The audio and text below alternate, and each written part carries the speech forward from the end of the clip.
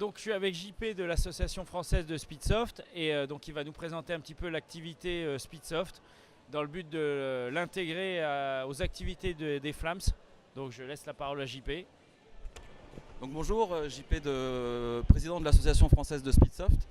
On a créé l'association en février 2018 et on a lancé avec Patrick, qui est le secrétaire, un championnat de test pour cette année en tout cas. Et donc on a pu recevoir 6 manches sur l'année, une dizaine d'équipes au classement général sur le coup. Et on est principalement basé sur Troyes. Donc notre principal terrain est sur Troyes. Donc on est accueilli par la SEAL Team 10, qui est une équipe plutôt milsim, mais qui nous a ouvert cette partie de l'usine pour permettre de créer ces événements-là. Et donc c'est une équipe troyenne, hein, on est sur Troyes. On a lancé le truc, il y a eu des allers, des retours, des gens qui ne voulaient pas. On a toujours eu cette petite guéguerre qui existe encore par rapport à ce sujet, notamment le HPA, le DAI, notre technique de jeu, enfin le jeu en lui-même. Et aujourd'hui, en fin de classement, aujourd'hui en décembre 2018, enfin novembre, mais aujourd'hui on se fait appeler par des terrains en fait. Voilà, ça a beaucoup parlé. Et voilà. Comme ça parle dans l'airsoft.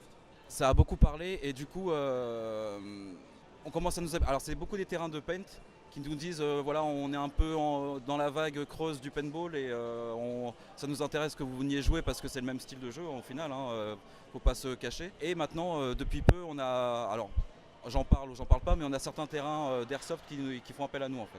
Est-ce que tu peux un peu expliquer la particularité d'un terrain et de la façon de jouer au Speedsoft?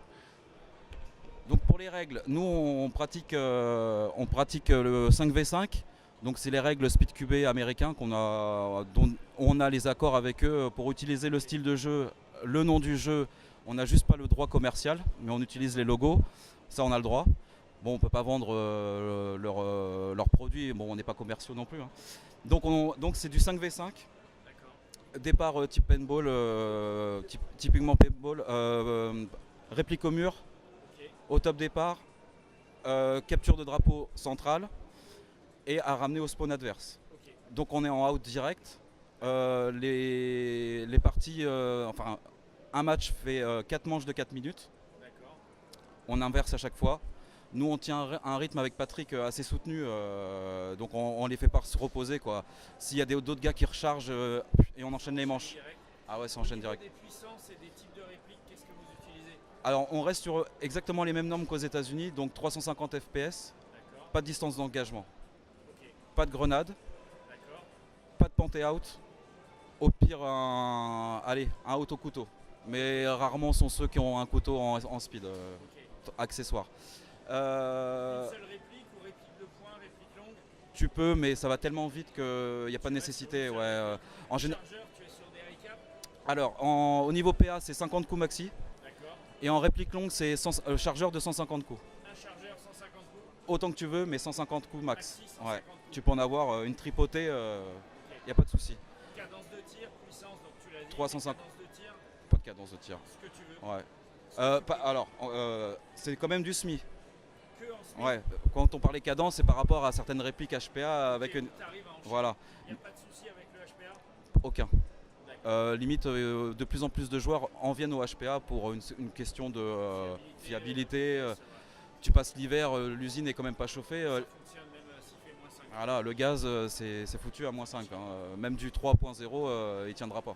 Après, par rapport aux tenues, est-ce que tu as quelque chose par rapport aux tenues, un peu comme au paint, fluo, fun, ou pas trop, c'est égal? Écoute, pas spécialement. Des teams jouent le jeu un peu à la paint, ils ont tous le même maillot. Certains jouent en batterie. Voilà, ce qu'il faut, c'est être à l'aise, léger, moi je trouve. Okay. Tu dois cavaler pendant 4 minutes, tu as un objectif, tu ne vas pas surcharger. On a une équipe, notamment la SEAL Team, qui nous accueille, qui eux jouent toujours en treillis. Personne n'est passé en AEG, personne n'a de masque. Enfin, masque d'ail en tout cas, ils ont la grille, les lunettes, ils jouent normal, comme une dominicale. Autre chose par rapport aux tenues, donc un peu comme chacun veut. Par rapport au fait de jouer PA, réplique longue, tu disais c'est ultra rapide. Qu'est-ce que les gens ont 2 répliques, une seule? Alors généralement, Quand tu viens en partie test, effectivement tu viens avec ton matériel, tu sais pas trop où tu vas te positionner, si tu es déjà en équipe, est-ce que vous avez discuté de votre position ou quoi. Et au fur et à mesure du temps, tu vas adapter ta position, ton poste et ton rôle dans les matchs en fait. Donc les répliques longues vont surtout être des appuis pour fermer les couloirs et cacher les têtes. Et le gars au PA va surtout courir et aller chercher le drapeau et aller le prendre. Est-ce que comme au Paint, il y a des arbitres ou ça joue plus fair play comme en Airsoft? Alors pour l'instant, il y a moi et Patrick qui sont orga et on est arbitre en même temps. Donc on est positionné à deux lieux différents mais face à face, surtout sur la croix centrale puisque c'est un des points où il peut y avoir le plus de litiges notamment. Donc on est arbitre, on a aussi les feuilles de match et les feuilles de points. Donc Patrick, quand on est sur une partie, Patrick arbitre une équipe et moi j'arbitre l'autre équipe. Voilà, exactement. Le top c'est on essaie de recruter des arbitres. Peut-être on est en projet de créer une équipe qui rentrerait dans le staff, c'est-à-dire une équipe et une équipe joueur. En restant neutre, ça sera dans les chartes de l'association. Mais on essaie de faire ça. Malheureusement, pour l'instant on n'a pas d'arbitre. L'arbitrage c'est pas évident, ça ne tente pas à tout le monde. Donc voilà. Merci JP. Est-ce que tu as encore quelque chose à rajouter par rapport au terrain, à l'accueil des joueurs? Merci à toi pour l'interview. Je faisais juste un appel. On essaie de faire un maximum de terrain et de manches dans la globalité de la France. On a des difficultés pour en trouver, même si on fait appel à nous comme je vous l'ai dit. Mais on a des secteurs comme l'Alsace où on se rend compte que c'est difficile pour les joueurs de trouver des terrains. Il y a quelques joueurs speed qui arrivent, qui sont déjà sur le salon, je viens de les voir.